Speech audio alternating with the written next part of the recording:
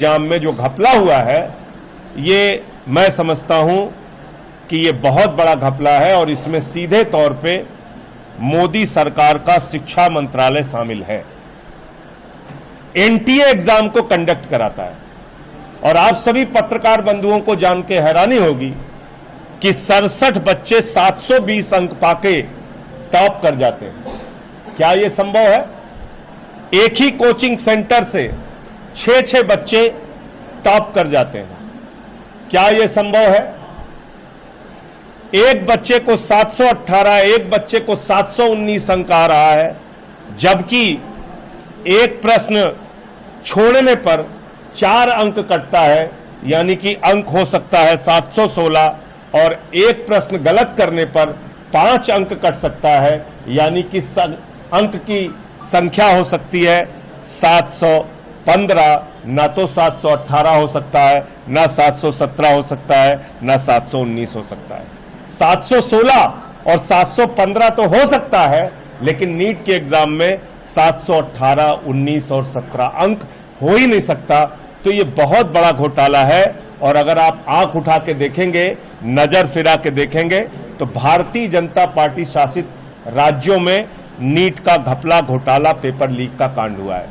तो इसलिए ये, जिसमें गुजरात का भी नाम आ रहा है, दूसरे राज्यों का भी नाम आ रहा है, ये बहुत बड़ा घोटाला है और बच्चों के साथ तो उनकी जिंदगी के साथ बहुत बड़ा मजाक है।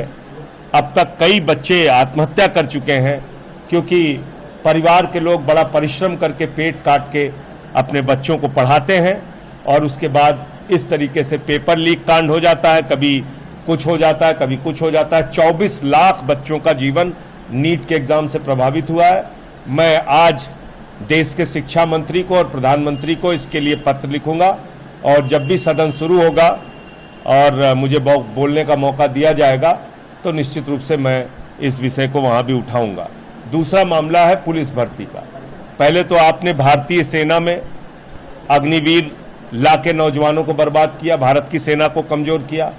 4 साल की नौकरी वहां पे कर दी आपने, ठेके पे आप सेना में भर्ती कर रहे हैं।